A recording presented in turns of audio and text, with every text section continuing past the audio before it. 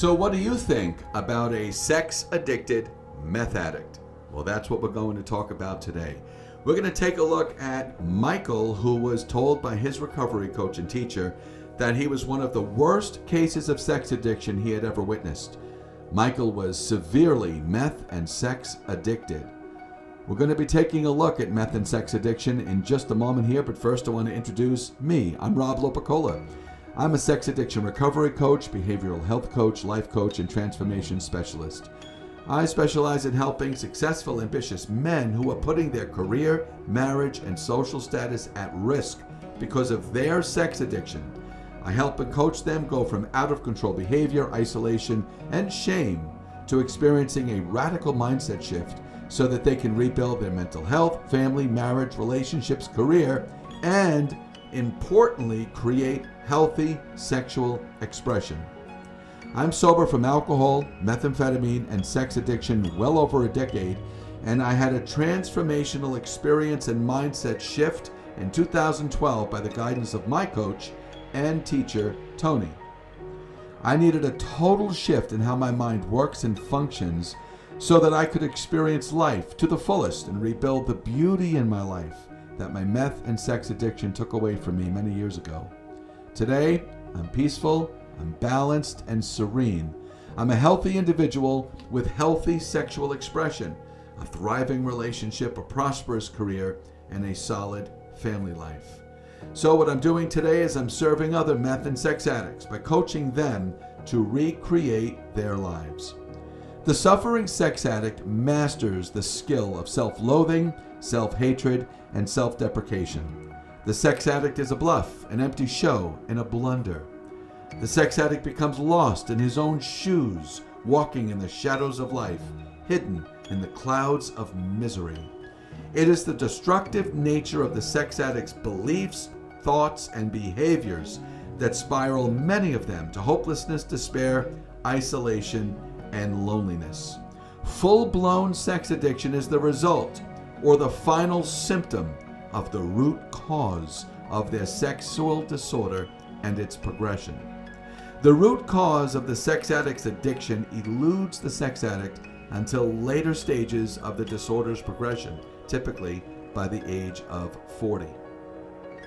The sex addict will experience many phases of their sex addiction, from the addiction onset at a young age to the final stage later in life.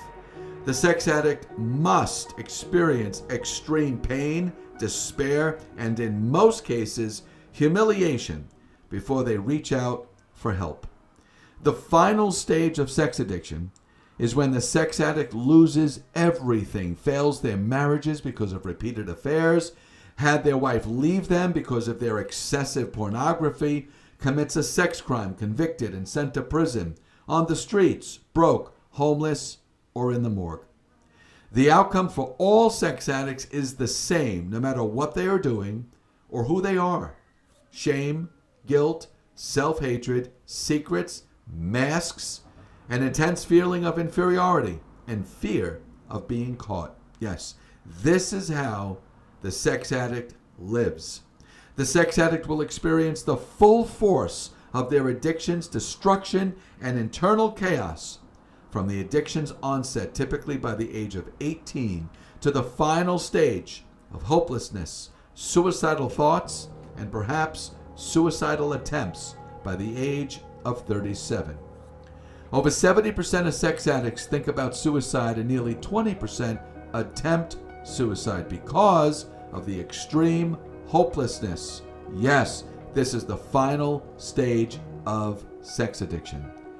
Before the final stage of sex addiction, the addict will experience shame, guilt, inferiority, isolation, the loss of trust from their significant others, failed relationships, a series of STDs, possibly HIV, loss of financial and professional stability, loss of any peace and serenity, and loss of self-identity.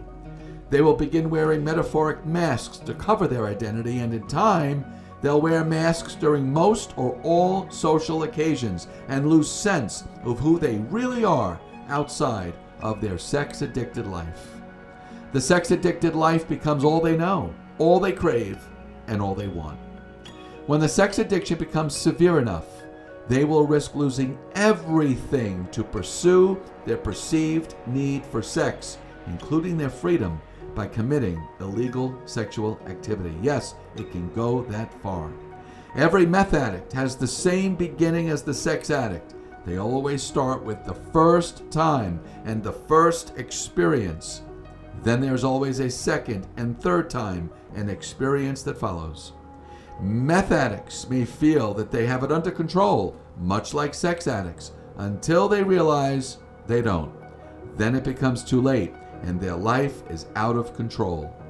Meth addiction starts with seemingly good times, laughter, and intense sexual feelings, and ends with isolation, loneliness, emotional bankruptcy, financial loss, and in some cases, illegal behavior. Many times, meth addicts may fall into the dark side of meth and begin to hail Satan and experience a deep sense of spiritual darkness. Yes, meth addiction takes you there. Meth use distorts reality, lowers inhibition so severely that the sex addict who is addicted to meth will perform sex acts and behaviors that are degrading, filthy, twisted, and unnatural for the human body to endure. The sex-addicted meth addict will crave deeper, darker, more twisted, and unnatural sexual behaviors and eventually participate in the darkest of sexual activity. There is a direct correlation between methamphetamine use and promiscuity, sexual fantasies, and extreme and irrational sexual behaviors. Over 1.3 million Americans are meth addicted, and well over 24 million Americans are sex addicted, and over 1.6 billion people around the world are addicted to sex.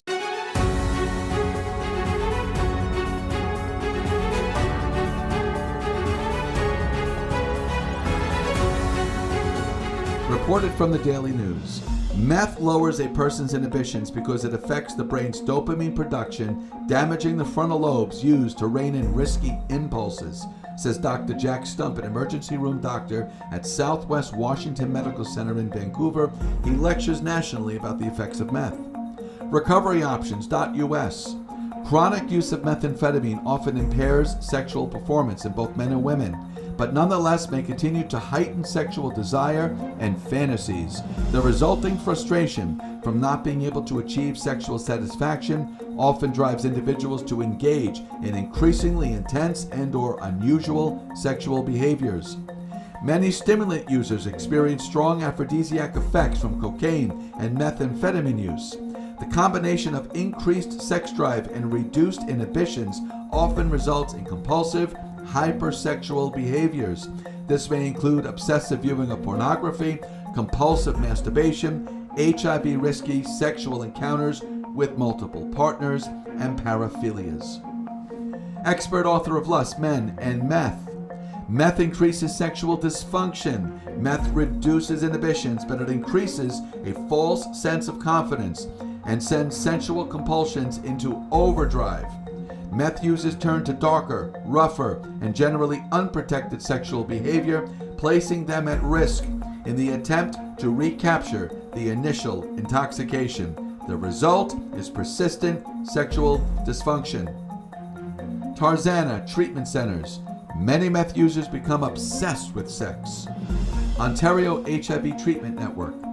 When compared to other drugs, methamphetamine is set apart by the particular high that users experience. In the context of ChemSex, when methamphetamine is combined with the neurochemical state of male arousal and with a particular inhibition a person might have about sex, it creates an overwhelming sexual disinhibition and access to desires and fantasies that might previously have been recessed by religious, cultural, or psychological obstacles. A Promises behavioral health company, rightstep.com. Fantasies can be part of the obsessive cycle as well as the sexual behavioral component. Sexual fantasies are used by sex addicts, just like any other sexual behavior, to self-soothe through periods of stress, discomfort, or boredom, to numb pain, and to generate feelings of excitement, the all-important dopamine trigger addicts experience when achieving their high. Phoenix News Times Magazine.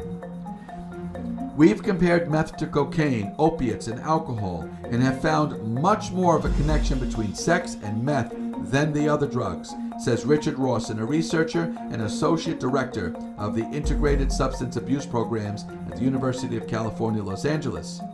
It increases sexual pleasure, it increases sexual activity, and it increases the extreme kinds of high-risk behavior that lead to HIV and other STDs, more so than any other drug.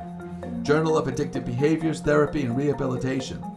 Methamphetamine-driven sexual behaviors can cause a combination of disinhibited sexual activities and under normal conditions would have been regarded inappropriate and taboo by the individual and their cultural context.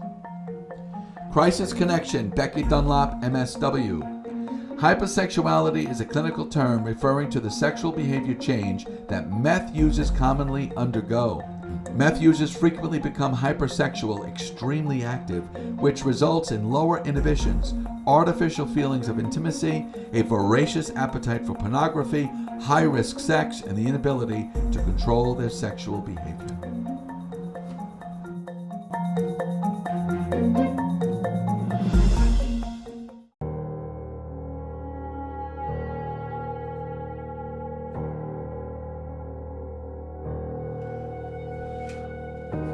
For the sake of example, I'll use a fictitious name, Michael.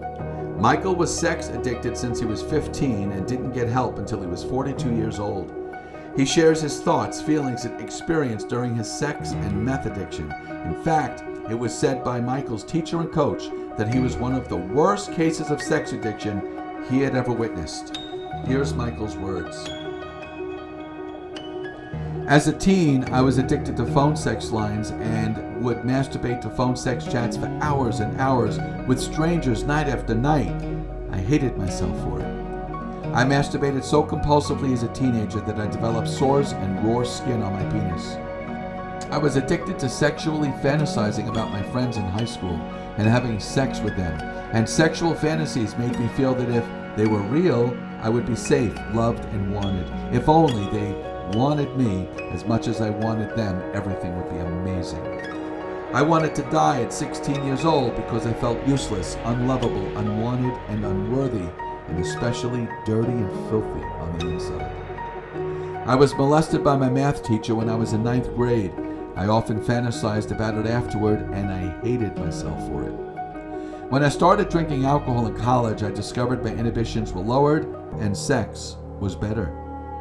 I went to truck stops for sex with men when I was in high school and public restrooms for sex when I was in college.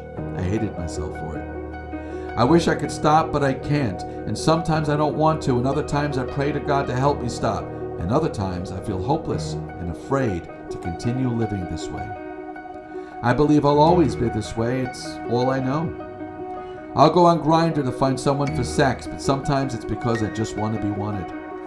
I've spent hours and hours on Grindr where some nights I only slept for an hour or two before having to get up for work. There have been days when I watched pornography all day or all night long. One time, I watched porn, inhaled excessive amounts of poppers, participated in cybersex and sexting, and hooked up with a few men for a continuous, non-stop 16 hours.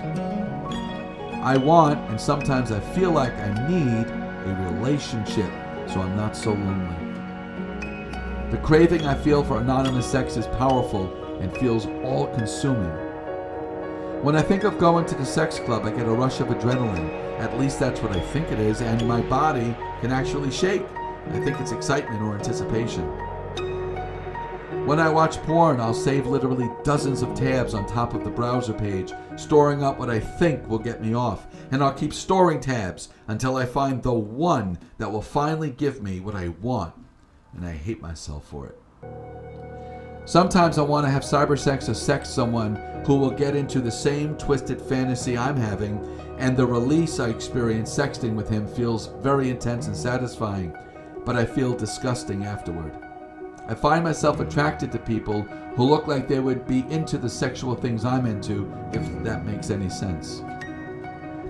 I am meth addicted, and sex on meth is the most intense sexual feeling I ever had, and sex without meth, boring, unless of course it involves risky and nasty behavior, and I hate myself for it. I dated a guy who was meth addicted like me, and I thought it was so awesome to have a guy like me and into the same sexual experience as I was, but I never even liked him. I go to sex clubs with a bottle of poppers and have sex with as many men as possible. The more the better. The more I was wanted, the more powerful I felt. Sex clubs are the best for me when I'm on meth and doing poppers because it's all anonymous and there is an endless supply of men and sex. As soon as I start smoking meth at home or at a meth party, I suddenly feel confident, sexy, special, important, and just want to go out and have sex. When the meth party or meth weekend would end, I was disappointed it was over. I almost wanted it to never end. I smoke meth every day, even a little, just to have that edgy feeling of being sexy, confident, and free. There were times when I was so twisted on meth during sex that I could swear I saw men's faces I was with distort and transform and appear evil. I dated a guy who was sex and meth addicted with me, and we often hailed Satan together after days of meth use and lack of sleep.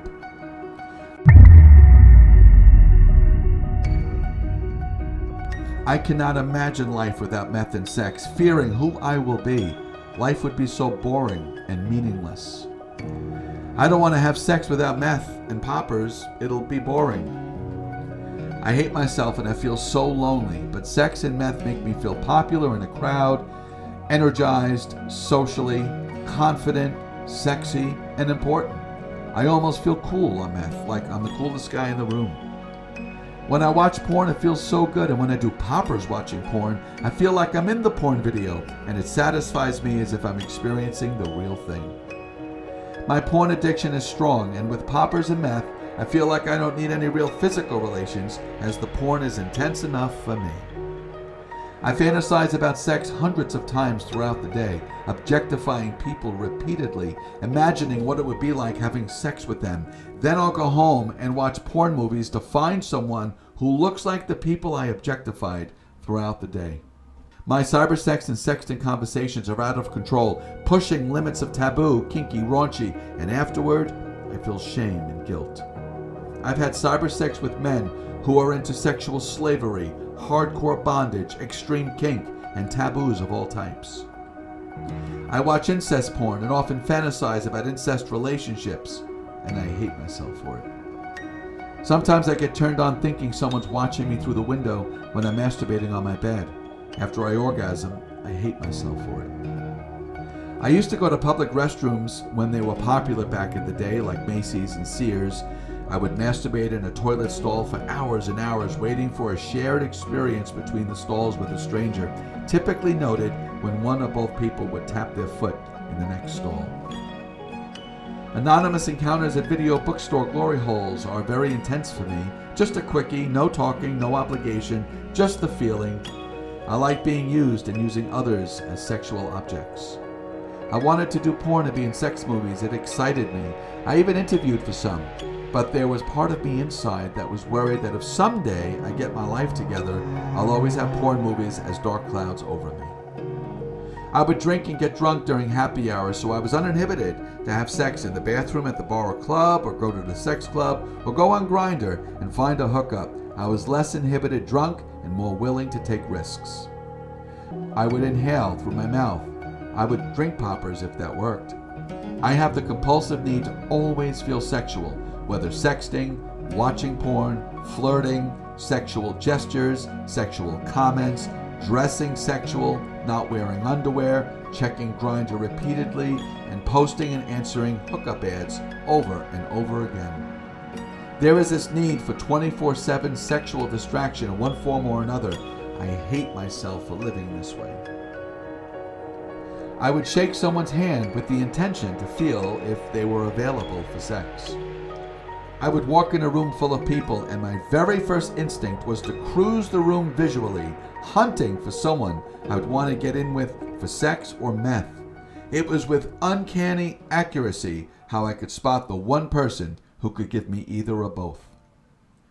I have little to no self-control, so as soon as someone sex messages me, no matter what time of night, I'll get into it and either hook up, sext back, or watch porn.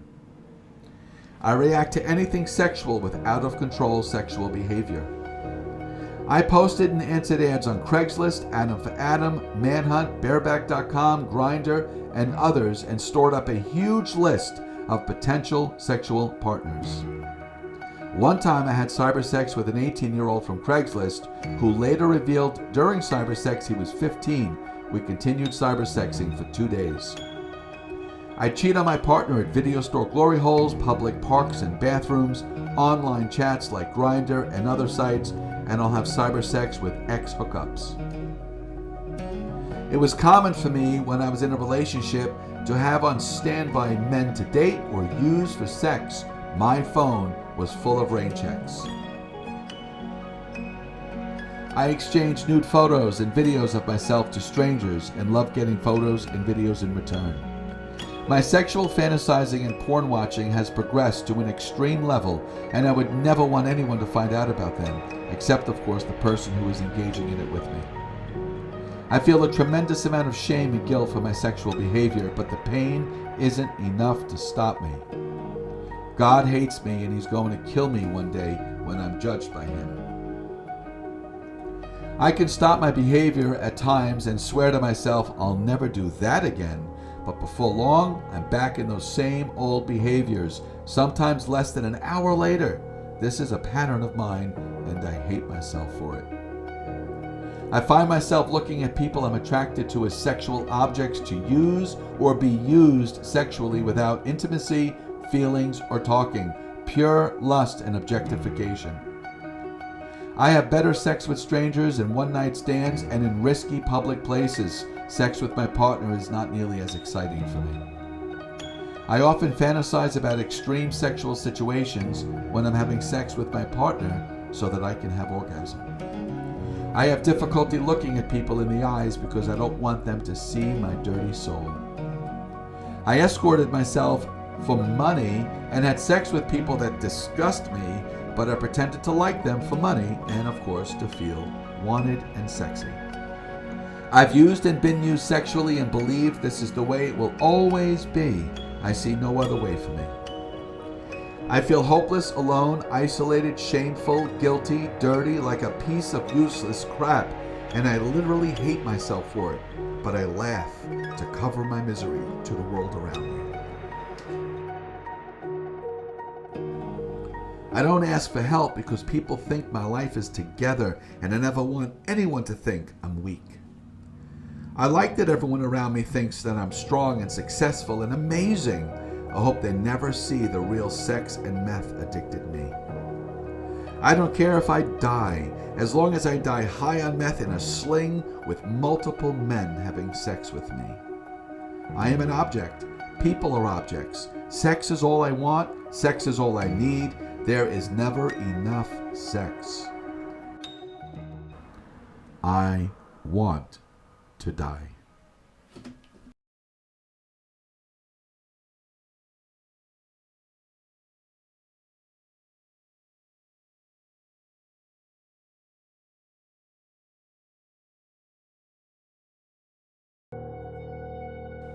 Well, Michael's story didn't end there. He didn't die. In fact, he lived, and he lived well. He experienced a radical mindset shift and total life transformation by the guidance of his recovery coach and teacher well over a decade ago. This fictitious guy, Michael, was me.